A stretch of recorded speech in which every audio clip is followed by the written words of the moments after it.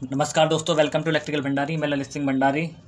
तो last lecture में देखा हमने आपका पॉलिटेक्निक एंट्रेंस एग्जाम में आए हुए कुछ क्वेश्चन नंबर 13 तक देखा शायद। ये क्वेश्चन नंबर 14 आपका स्क्रीन पे गिवन है, तो क्वेश्चन नंबर 14 से स्टार्ट करते हैं। तो इसे सॉल्व करते हैं। देखिए, ये हाइट एंड डिस्टेंस का क्वेश्चन दिया हुआ है हमें। किसी मीनार के शिखर से भवन के शिखर एवं आधार के अवनमन कोण क्रम से 45 एवं 60 है। तो भवन की ऊंचाई हमें गिवन है 7 मीटर। मीनार की ऊंचाई ज्ञात करनी है। अब मीनार की ऊंचाई कैसे ज्ञात करेंगे, तो पहले क्वेश्चन के अकॉर्डिंग हम क्या करते हैं, डायग्राम बनाते हैं। देखिए स्क्रीन पे आपका कैसे करते हैं सॉल्व। अब सबसे पहले मान ली हमने ये रही कोई भवन, इसके सामने मीनार ये रहा। अब मीनार तो ऊंचा ही होगा भवन से, सीधी सी बात है। तो मीनार को रखा हमने ऊंचा, भवन छोटा होगा, ठीक है। ये डायग्राम। अब इन्हें कहा एंगल जो दिया अवनमन कोण कितने दिए हैं, 45 और 60, यानी कि ये एंगल कितना दिया है आपका भवन की हाइट का 45, जो मीनार से बना अवनमन कोण कितना है 45 डिग्री। और ये एंगल कितना है बेस वाला, मीनार के ऊपर से जो दिख रहा है हमें, ये दिख रहा है 60 डिग्री, ठीक है। ऊपर से देख रहे हैं तो इसलिए अवनमन कोण कह रहा है, ठीक। अब हमें भवन की जो हाइट दी है वो कितना दी है क्वेश्चन में, क्वेश्चन के अकॉर्डिंग करना है ना सॉल्व। ये दी है 7 मीटर, तो ये भी तो इसके बराबर होगी, ये वाली हाइट सामने वाली 7 मीटर। यहाँ तक कहाँ से, ये यहाँ तक, ठीक है। हमें तो बतानी है किसकी हाइट, ये पूरी वाली बतानी है ना। ये देखो यहाँ से नीचे तक ये हाइट बतानी है मीनार की। तो इस वाली हाइट को देखो, यहाँ से यहाँ तक हाइट जो मान लेते हैं हम x मान लेते हैं, ठीक है, x मीटर है। तो ये पूरी हाइट कितनी हो गई, x + 7 मीटर, ठीक है। ये किसकी हाइट हुई, मीनार की हाइट, मीनार की ऊंचाई ये बतानी है हमें x + 7। अब बेस तो हमें कुछ दिया नहीं है, तो हम क्या मानते हैं बेस y, ठीक है। जो छत की ये लेंथ होगी वही नीचे, क्योंकि पैरेलल है ना एक दूसरे के, तो ये भी y होगी, बेस भी, ठीक है। इतना समझ में आया।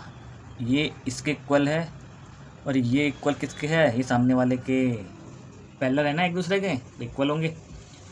तो अब इसे सॉल्व करते हैं। देखिए सबसे पहले देखिए जहाँ 45 एंगल बन रहा है उस वाले ट्रायंगल में देखिए, ट्रायंगल कुछ मान लें से, चलो मान लेते हैं ट्रायंगल ABC D, और ये लिख लिया पॉइंट मैंने E, ठीक है। इतना समझ में आया आपके।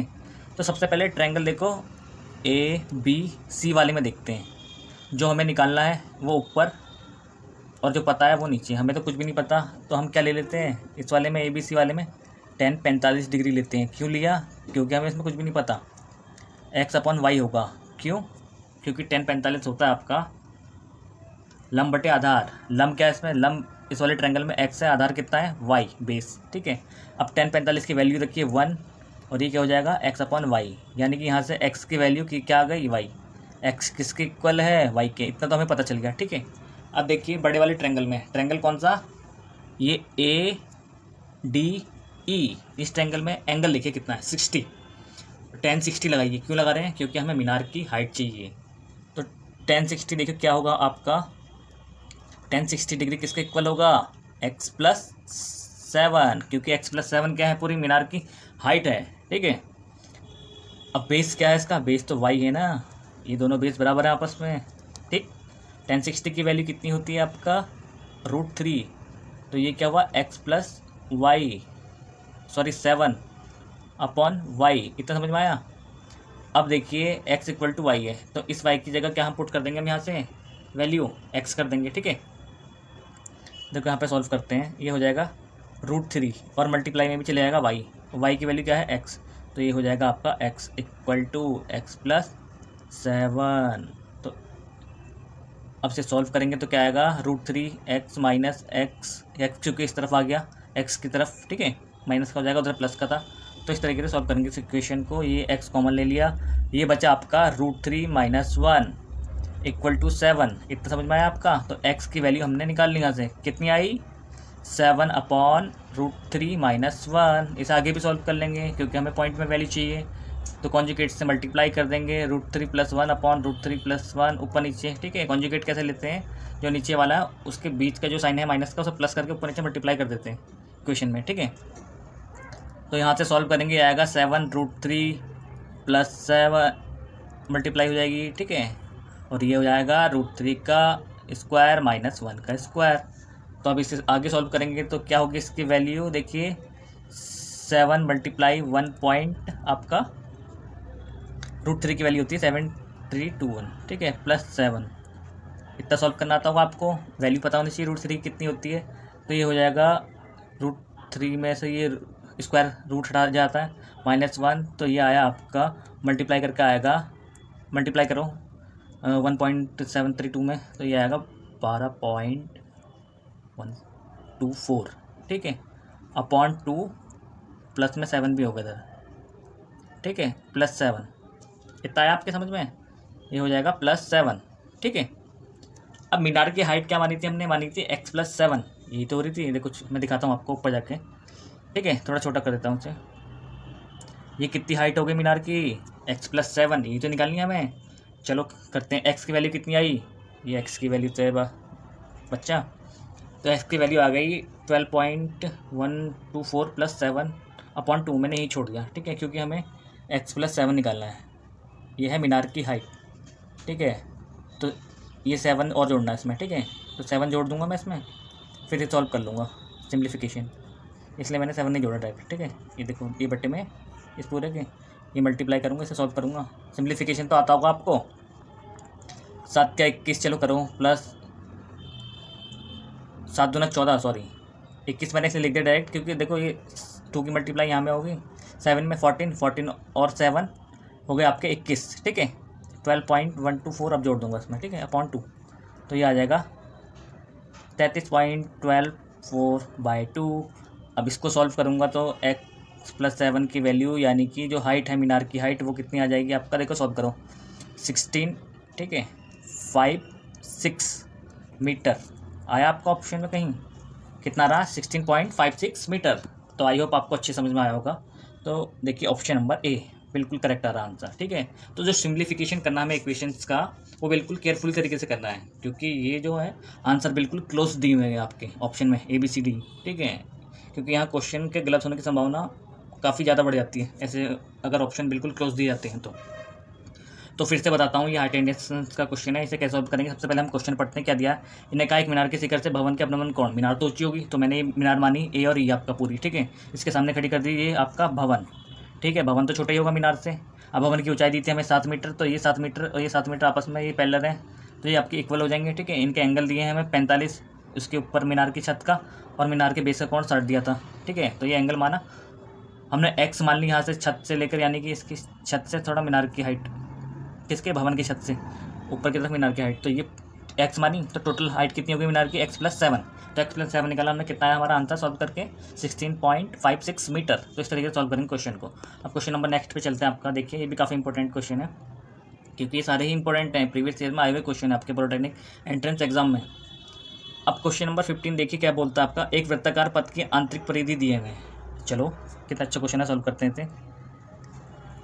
अब ये आंतरिक इंटरनल परिधि मान ली हमने, क्या दिया है, इसका रेडियस मान लिया मैंने, ये r है, ठीक है, स्मॉल r कितनी दी है, परिधि यानी कि सरकमफेरेंस कहते हैं इंग्लिश में, 2πr कितनी दी है, 24 पाई, ठीक है, मीटर में दी है, ठीक है, इतना समझ में आया आपका। फिर कह रहा है ये पथ सभी जगह से 2 मीटर चौड़ा है।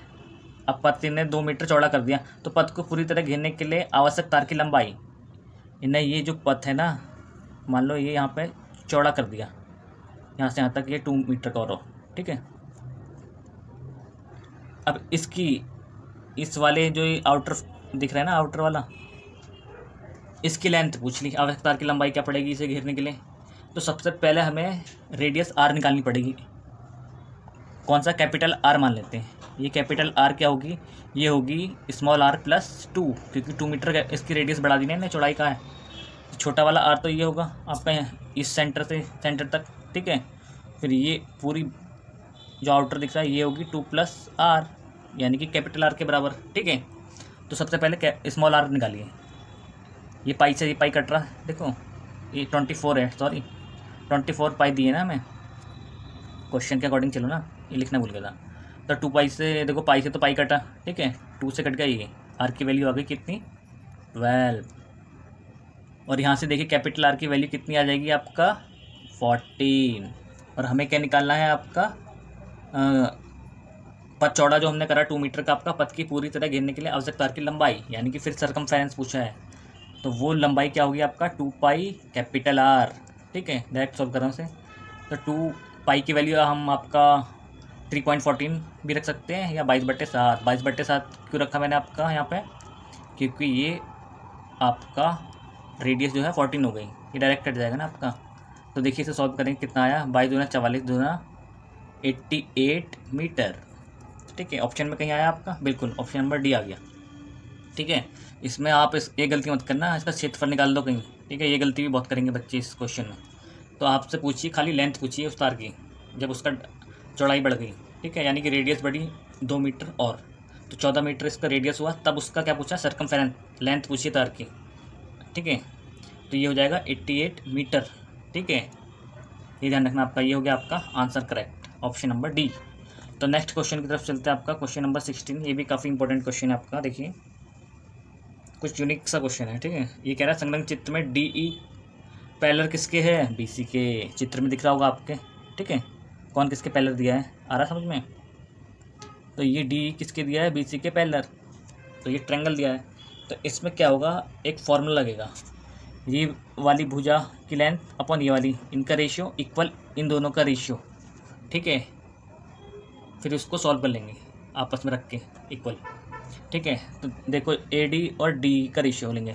सबसे पहले क्या करना है, इन दोनों का रेशियो रखना है, किसके इक्वल रखना है, इन दोनों के रेशियो के।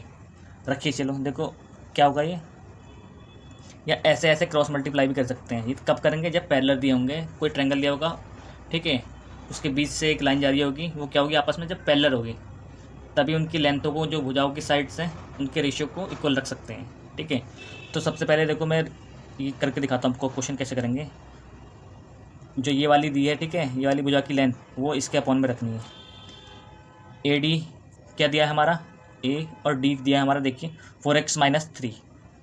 ठीक है, फिर क्या दिया है, DB ये दिया है आपका 3x - 1 इक्वल किसके हो जाएगा आपका, इन भुजाओं के रेशियो के मल्टीप्लाई के, सॉरी अपॉन में रखना था ना, ये मैंने मल्टीप्लाई में रख दिया, गलत सॉल्व कर रहा हूँ। इसे रफ कर लेते हैं पहले, देखो कैसे होगा सॉल्व।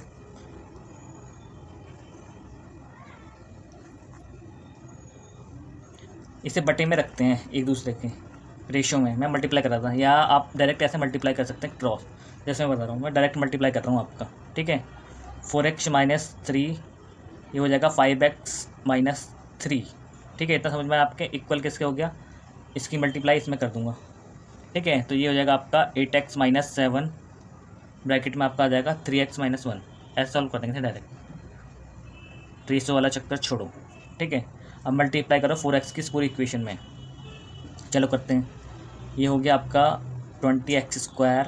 ठीक है, 4 × 5 = 20, x का x², फिर 4x की 3 में 4 × 12 x -3 की करेंगे 15x, 5 × 15 माइनस का माइनस प्लस 3 × 9। इतना समझ में आया आपके। ठीक है, अब 8 की मल्टीप्लाई करेंगे 3x - 1 में, 8 × 3 = 24x²।